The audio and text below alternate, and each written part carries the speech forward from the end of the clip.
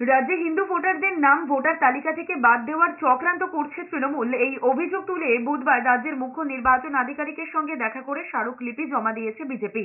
রাজ্যের বিরোধী দলনেতা শুভেন্দু অধিকারী দাবি করেছেন 14,000 বুথকে টার্গেট করে এই খেলাটা খেলতে চেয়েছেন, যা হাতে নাতে ধরেছে বিজেপি। মুখ্যমন্ত্রী মমতা বন্দ্যোপাধ্যায়ের নির্দেশে অতি সক্রিয়তা দেখানোর জন্য রাজ্যের কয়েকজন বিডিওকে শোকজ করেছে নির্বাচন কমিশন। ভোটার লিস্ট সংশোধনের কাজ মূলত নভেম্বর-ডিসেম্বরে হয়। এছাড়া সারা বছর অল্প স্বল্প কাজ চলতে থাকে।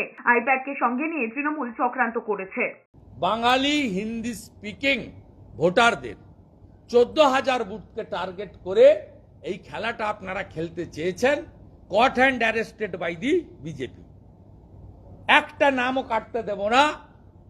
আইপ্যাকের প্রতীক জৈন আর তোলাবাজ ভাইপো, সঙ্গে চোরেদের রানী মমতা ব্যানার্জি, শুনে রাখুন।